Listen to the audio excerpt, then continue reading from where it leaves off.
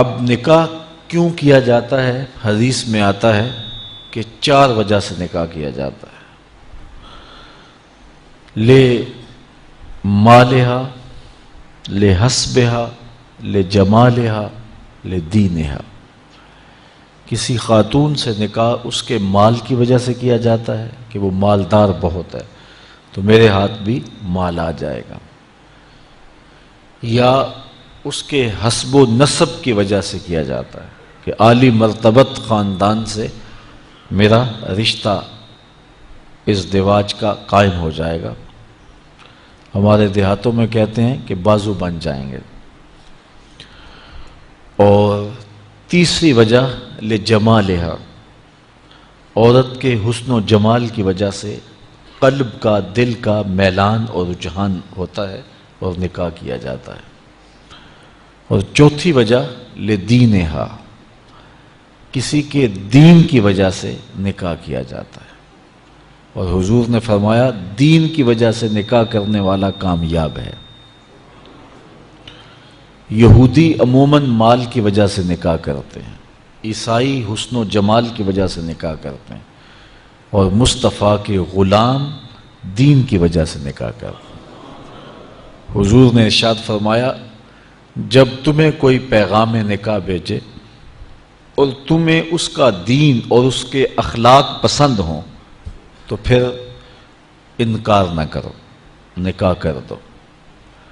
تو نکاح کا سبب دین ہے، چونکہ جس سے آپ نکاح کر رہے ہیں اس نے صرف آپ کی بیوی ہی نہیں بننا، کل تمہارے بچوں کی ماں بھی بننا ہے۔ ابو الاسود الدؤلی، یہ بہت بڑا عرب کا شاعر ہوا ہے، ایک دن اپنے بچوں سے کہنے لگا کہ میں نے تمہارے اوپر احسان کیا ہے، تمہارے پیدا ہونے سے قبل اور تمہارے پیدا ہونے کے بعد۔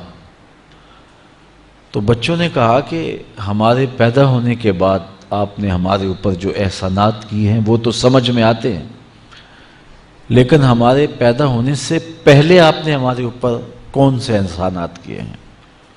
تو ابو الاسود الدؤلی کہنے لگا کہ میں جب اپنے لیے نکاح کے لیے خاتون تلاش کرنے لگا تو میں ایک شاعر ہوں، تو میری طبع میں یہ تھا کہ میں خوبصورت خاتون سے نکاح کروں، لیکن میں نے پھر یہ سوچا کہ میں اپنی خواہش کو مقدم نہ رکھوں، میں اس خاتون کو تلاش کروں جو کل میرے بچوں کی اچھی ماں بن سکے۔ تو میں نے جب تلاش کی تو اچھی بیوی کے حوالے سے تلاش نہیں کی، تمہارے لیے اچھی ماں کی تلاش کی ہے، اور یہ میرا وہ احسان ہے جو تمہارے پیدا ہونے سے قبل میں نے تمہارے اوپر کیا ہے۔ حضور نبی رحمت صلی اللہ علیہ وآلہ وسلم نے ارشاد فرمایا 3 چیزیں انسان کی خوش بختی سے ہیں: اچھا گھر، اچھی بیوی اور اچھی سواری۔ اگر یہ 3 چیزیں کسی کو میسر آ جائیں تو وہ انسان کی خوش بختی ہے۔ یہ بھی ارشاد فرمایا دنیا متاع ہے اور دنیا کا بہترین متاع صالحہ عورت ہے، اور صالحہ عورت کی تعریف یہ کی گئی کہ مرد جب اس کو دیکھے تو خوش ہو جائے، اور جب وہ حکم دے تو وہ اطاعت کرے، اور جب وہ گھر سے چلا جائے تو اس کی عزت اور اس کے مال کی حفاظت کرے۔ تو جس میں یہ خوبیاں ہوں وہ صالح خاتون ہے، اچھی خاتون ہے اور اچھی بیوی ہے۔ حضور نبی رحمت صلی اللہ علیہ وآلہ وسلم نے اس دواجی زندگی کے حسن پر کتنی خوبصورت بات ارشاد فرمائی۔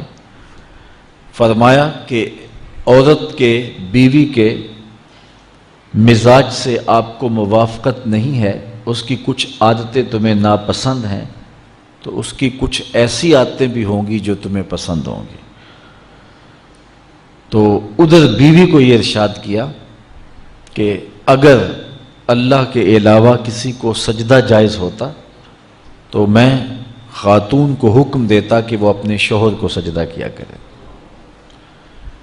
اگر خاتون اس کو مد نظر رکھے تو شوہر کو شکایت پیدا نہیں ہو سکتی، اور اگر شوہر اس حدیث کو مد نظر رکھے کہ اس کی کچھ عادتیں مجھے ناپسند ہیں تو کچھ عادتیں ایسی بھی ہیں جو مجھے پسند ہیں، یہ ماں باپ کا گھر چھوڑ کے آئی ہے، میرے لیے وطن چھوڑا ہے، اپنا آبائی گھر چھوڑا ہے، بہن بھائیوں کو چھوڑ کے میرے لیے وقف ہو گئی ہے، تو یہ چیزیں یقیناً مرد کے لیے اس عورت کی محبت کو پیدا کرنے کے لیے کافی ہیں۔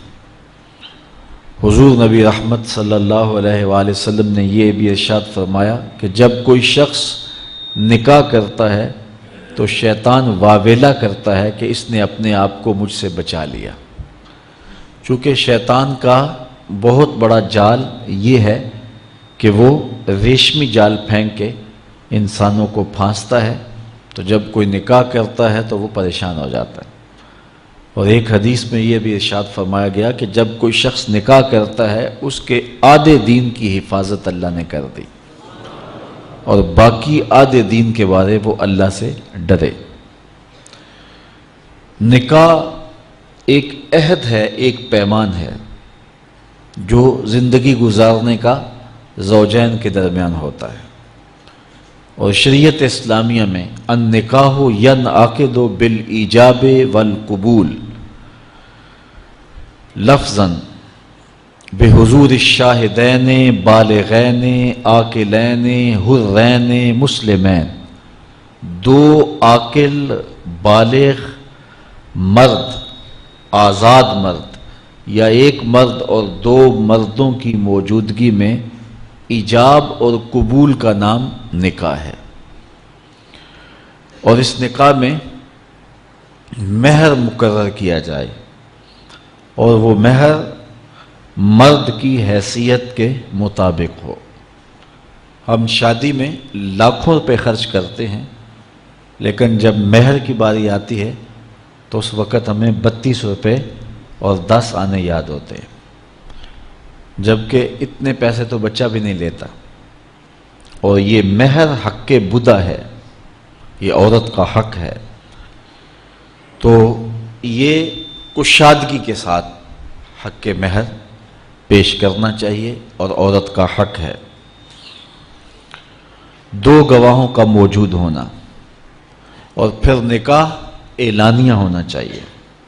حضور نے ارشاد فرمایا اعلنوا ھذا النکاح واجعلوہ فی المساجد، کہ نکاح کا اعلان کرو اور اسے مسجدوں میں منعقد کرو۔ نکاح کے اعلان کے جو مقاصد ہیں وہ بچہ بچہ جانتا ہے، تاکہ جب زوجین چلیں گے آئیں گے کہیں بیٹھیں گے تو لوگوں کو پتہ ہوگا کہ ان کا نکاح ہوا ہے، کوئی شک کی نظر سے نہیں دیکھ سکے گا۔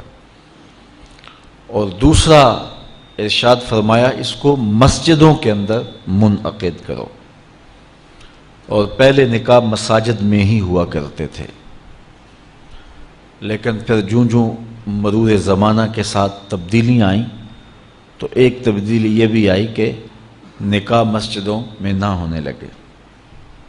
عیسائیوں میں آج بھی جوڑا گرجا گھر میں جاتا ہے، اور پادری کو ان کے پاس نہیں آنا پڑتا، بلکہ وہ وہاں جا کر کے عبادت خانے کے اندر اپنے گرجا گھر کے اندر جا کے نکاح کرواتے ہیں۔